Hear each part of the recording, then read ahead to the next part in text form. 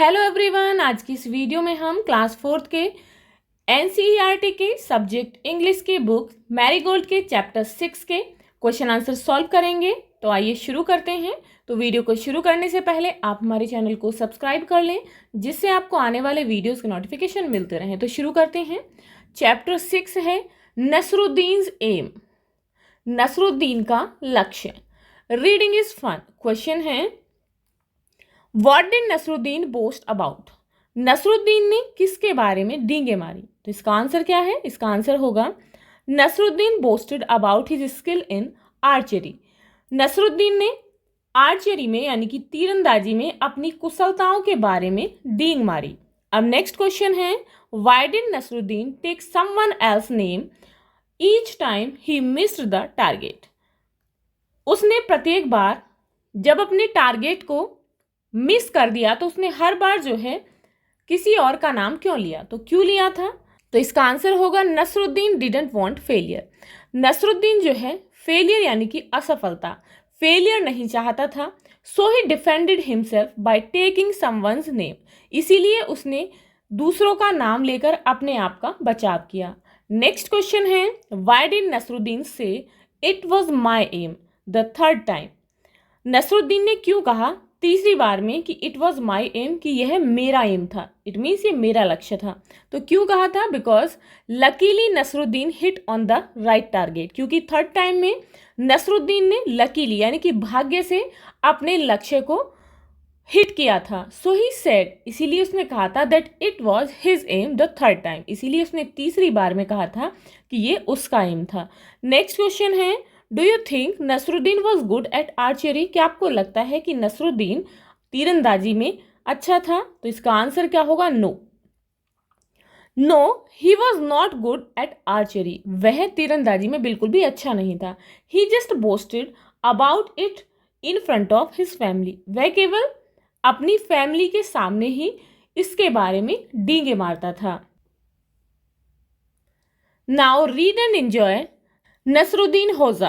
One day the king forced Nasreddin Hodja to go on a hunt with him. एक दिन क्या हुआ कि राजा ने नसरुद्दीन होजा को अपने साथ शिकार पर ले जाने के लिए फोर्स किया।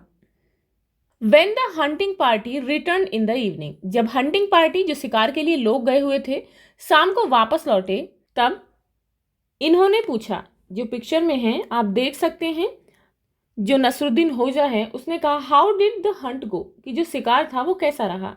तो इस पर किंग ने कहा इट वॉज वंडरफुल, ये बहुत ही वंडरफुल था, आश्चर्यजनक था। तो इस पर नसरुद्दीन होजा ने पूछा did you kill any animal, कि क्या तुमने किसी एनिमल को मारा? तो इस पर किंग ने कहा नो, नहीं।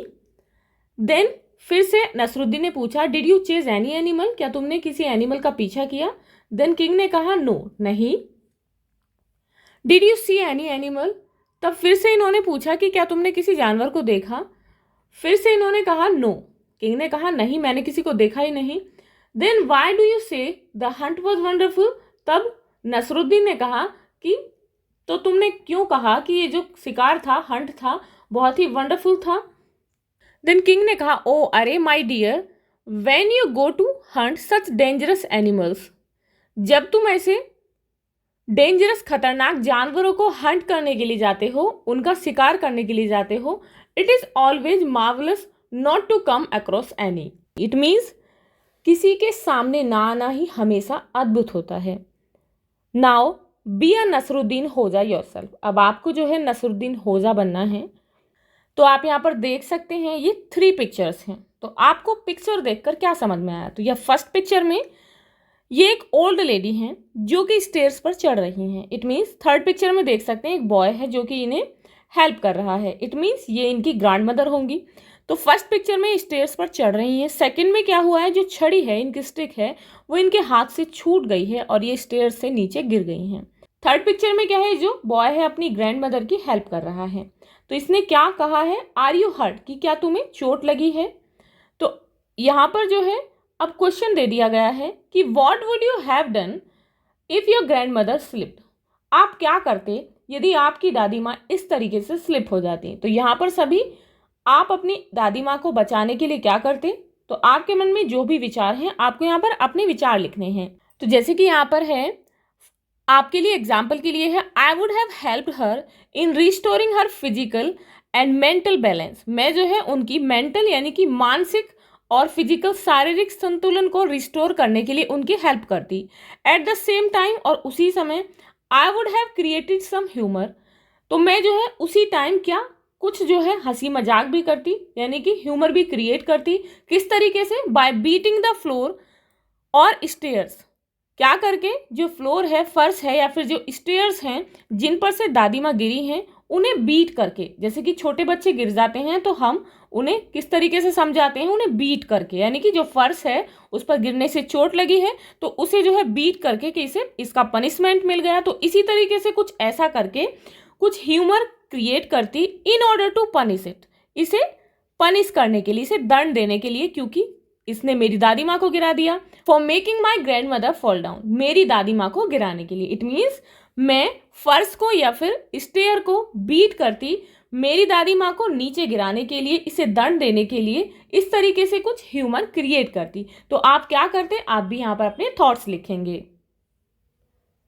नाउ वर्ड बिल्डिंग क्वेश्चन है, shoot the arrow and hit the target by matching the words with their correct meaning. यहां पर आपको क्या करना है? शूट द एरो, एरो को शूट करना है, हिट द टारगेट, टारगेट को हिट करके, एंड हिट द टारगेट यानी कि अपने टारगेट को, अपने लक्ष्य को हिट करना है। किस तरीके से? यहां पर आपको मैचिंग करके करना है। Matching the words with their correct meaning, words को उनके सही मीनिंग के साथ मैच करके आपको अपने टारगेट को हिट करना है। तो यहाँ पर जैसे कि फर्स्ट है चैटिंग। चैटिंग का मीनिंग क्या होता है? चैटिंग का मीनिंग होता है टॉकिंग इनफॉर्मली, यानी कि नॉर्मली जैसे हम घर में बात करते हैं, तो इनफॉर्मली यानी कि अनौपचारिक रूप से बातचीत करने को चैटिंग कहते हैं। तो इसके साथ मैच कर देंगे। नेक्स्ट है अमेजमेंट। अमेजमेंट यानी कि आश्चर्य में होना, ग्रेट सरप्राइज, तो यहाँ पर इसके साथ मैच कर देंगे। नेक्स्ट है आर्चरी। आर्चरी आर्चरी कहते हैं धनुष बाण चलाने को, तीरंदाजी को। तो यहाँ पर shooting with a bow and arrow, it means एक धनुष और तीर के साथ शूटिंग करना। नेक्स्ट है defending. Defending means everyone know, defending कहते हैं बचाव करने को। प्रोटेक्टिंग फ्रॉम अटैक यानी कि अपने आप को अटैक से प्रोटेक्ट करना, दैट इज कॉल्ड डिफेंडिंग, इसे हम डिफेंडिंग कहते हैं। तो इसके साथ मैच कर देंगे। Next is target. टारगेट का मीनिंग होता है the goal intended to be hit, यानी कि वो गोल हमारा जिस पर हमें अपने लक्ष्य को भेदना है। नेक्स्ट है ट्रम्फेंटली, यानी कि विजयी होना। हैप्पीली एंड प्राउडली, यानी कि जब हम जीत जाते हैं तो बहुत खुश होते हैं, एंड प्राउडली और हमें बहुत गर्व होता है। हैप्पीली एंड प्राउडली, तो यहाँ पर इसके साथ मैच कर देंगे।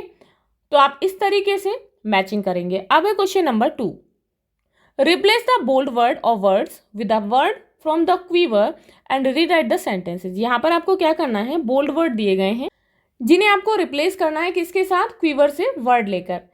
तो जैसे कि यहाँ पर है, in no time she hit the object she aimed at. उसने नो टाइम यानी कि उसने बिना समय लगाए अपने एम्ड ऑब्जेक्ट पर निशाना लगा दिया, यानी कि हिट कर दिया। तो यहाँ पर हमें ऑब्जेक्ट सी एम्ड एट इन वर्ड्स को रिप्लेस करना है। तो इसे हम रिप्लेस करेंगे टारगेट के साथ। टारगेट कहते हैं ऑब्जेक्ट सी एम्ड एट, यानी कि जिस भी चीज़ पर हम अपना एम करते हैं, यानी कि लक्ष्य करते हैं, that is called target. In no time she hit the target, उसने बिना समय लगाए टारगेट को हिट कर दिया। नेक्स्ट है Nasruddin was surely not a good archer. Surely यानी कि निश्चित रूप से, नसरुद्दीन निश्चित रूप से एक अच्छा तीरंदाज नहीं था। तो इसे हम रिप्लेस करेंगे किसके साथ? सर्टेनली के साथ। Nasreddin was certainly not a good archer. Next है the teacher said something about his good hand writing. Teacher ने उसकी अच्छी हैंड राइटिंग के बारे में कुछ कहा था। ही फेल्ट वेरी हैप्पी, उसे बहुत अच्छा लगा। तो यहाँ पर हमें चेंज करना है वर्ड्स को। सेड समथिंग अबाउट को रिप्लेस करना है किसके साथ? रिमार्क्ड ऑन के साथ। तो यहाँ पर लिखेंगे the teacher remarked on his good hand writing. Teacher ने उसकी अच्छी हैंड राइटिंग पर रिमार्क दिया, टिप्पणी की। ही फेल्ट वेरी हैप्पी, तो उसे बहुत अच्छा लगा। Now let's write question is, this is a picture of Rahul Gupta. ये जो पिक्चर है राहुल गुप्ता की है।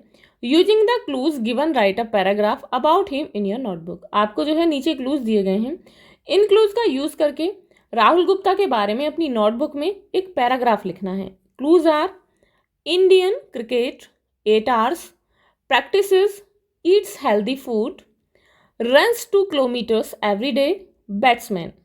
तो हमें इन वर्ड्स को यूज करना है। तो आप इस तरीके से लिख सकते हैं। For an example, Rahul dreams to be an Indian cricketer. Rahul जो है एक इंडियन क्रिकेटर बनने के सपने देखता है, यानी कि भारतीय टीम का एक क्रिकेटर बनने का सपना देखता है। When he grows up, जब वह बड़ा होता है, he always eat healthy food, वह हमेशा हेल्दी फूड खाता है, so that ताकि he has enough energy, उसके पास पर्याप्त ऊर्जा रहे। He always practices approximately 8 hours, वह हमेशा लगभग 8 घंटे की प्रैक्टिस करता है। And runs 2 kilometres every day, और रोजाना 2 किलोमीटर दौड़ता है। एवरी इवनिंग, रोज शाम को he plays cricket with his friends, वह अपने दोस्तों के साथ क्रिकेट खेलता है। His friends call him the best batsman of the team, उसके दोस्त उसे टीम का सबसे अच्छा बैट्समैन कहते हैं। तो आप इस तरीके से पैराग्राफ इंक्लूज का यूज करके लिख सकते हैं। Now question 3, this is Rajiv family. ये जो है नीचे दी गई है, ये राजीव की फैमिली है।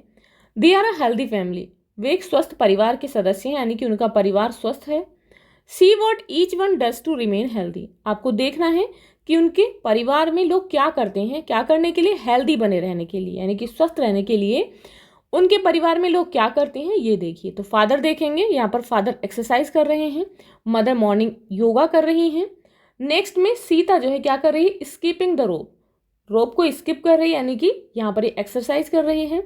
नेक्स्ट ग्रैंडपा जो हैं वो वॉकिंग कर रहे हैं, और ग्रैंडमा क्या कर रही हैं, यहाँ पर ये मॉर्निंग में पानी पी रही हैं। राजीव क्या कर रहा है, ये वॉकिंग पर गया, इट मीन्स रनिंग कर रहा है। Now use the words and और but and make as any sentences as you can about Rajiv family. आपको एंड और बट 2 वर्ड्स का यूज करना है और इतने सेंटेंसेस बनाने हैं राजीव की फैमिली में जितने आप बना सकते हैं। एग्जाम्पल, जैसे कि यहाँ पर एक एग्जाम्पल भी दिया गया है, आपको इस तरीके से अदर सेंटेंसेस बनाने हैं। Grandpa and grandma get up early in the morning, grandma और ग्रैंडपा जो हैं सुबह को जल्दी उठते हैं। Grandpa is walking but Rajiv is jogging, grandpa जो है वॉकिंग कर रहे हैं लेकिन राजीव जो है जॉगिंग कर रहा है। तो यहाँ पर देख सकते हैं ग्रैंडपा एंड ग्रैंडमा, तो यहाँ पर एंड का यूज है, और यहाँ पर grandpa is walking but Rajiv is jogging. तो इस तरीके से आपको एंड और बट का यूज करना है। नेक्स्ट इज, अब आप इस तरीके से सेंटेंसेस बना सकते हैं, जैसे कि Rajiv father lifts weight, Rajiv के फादर वजन उठाते हैं। His mother regularly practises yoga, उसकी माँ रोजाना योगा करती है, योगा का अभ्यास करती है। तो इस तरीके से हम यहाँ लिखेंगे and, Rajiv father lifts weight and his mother regularly practises yoga, कि राजीव के पिताजी रोजाना वेट लिफ्ट करते हैं और उसकी माँ रोजाना योगा का अभ्यास करती हैं। Next is Rahul is jogging, Rahul जो है जॉगिंग कर रहा है, दौड़ रहा है। एंड सीता इज स्कीपिंग, और जो सीता है वो रस्सी कूद रही है। Grandpa wakes up early to go on long walks, grandpa long walk पर जाने के लिए रोजाना जल्दी उठते हैं। बट लेकिन grandma drinks hot water every morning, जो ग्रैंडमा है, दादी माँ हैं, वो सुबह को मॉर्निंग में गर्म पानी पीती हैं। This habit helps her to stay healthy, उनकी ये आदत जो है उन्हें हेल्दी रखने में उनकी मदद करती है। तो आप इस तरीके से अदर सेंटेंसेस भी फॉर्म कर सकते हैं। Let's play fill in the grid with words given below, नीचे दिए गए वर्ड से आपको ग्रिड को फिल करना है। You can use one word more than once, आप जो है एक वर्ड को एक से ज़्यादा बार भी यूज कर सकते हैं। वर्ड्स आर स्टिक, स्टिक कहते हैं छड़ी को, bat and ball, 11 table, racket, ball football, stadium 2 to 4 ground. Now name of the game, यहाँ पर आपको लिखना है गेम का नेम। तो गेम जैसे कि दिए गए हैं, name of the game cricket, hockey, table tennis, football. What you play with, तो क्रिकेट जो है आप किससे खेलते हैं, तो बैट बॉल से खेलते हैं, यहाँ लिख देंगे bat ball. Where you play it, आप इसे कहाँ खेलते हैं, तो ग्राउंड में खेलते हैं, तो यहाँ लिखेंगे ग्राउंड। नंबर ऑफ प्लेयर्स, तो क्रिकेट में कितने प्लेयर्स होते हैं, 11, तो यहाँ लिखेंगे 11। हॉकी, हॉकी किससे खेलते हैं, स्टिक से खेलते हैं, तो यहाँ लिखेंगे स्टिक, यानी कि छड़ी से खेलते हैं। नेक्स्ट है वेयर यू प्ले इट, कहाँ खेलते हैं, तो हॉकी को भी ग्राउंड में खेलते हैं, तो यहाँ पर ग्राउंड लिख देंगे। नंबर ऑफ प्लेयर्स, कितने प्लेयर्स होते हैं, 11 ही होते हैं। नेक्स्ट है टेबल टेनिस, टेबल टेनिस को रैकेट से खेलते हैं, तो यहाँ लिखेंगे रैकेट। कहाँ पर खेला जाता है, स्टेडियम में। नंबर ऑफ प्लेयर्स 2 होते हैं, 2 to 4, यानी कि यहाँ पर लिखेंगे 2 to 4, 2 से 4 तक होते हैं। फुटबॉल, फुटबॉल को हम खेलते हैं बॉल से, कहाँ खेलते हैं, ग्राउंड में खेलते हैं, और नंबर ऑफ प्लेयर्स 11 होते हैं। तो आप इस तरीके से इस ग्रिड को कंप्लीट कर लेंगे।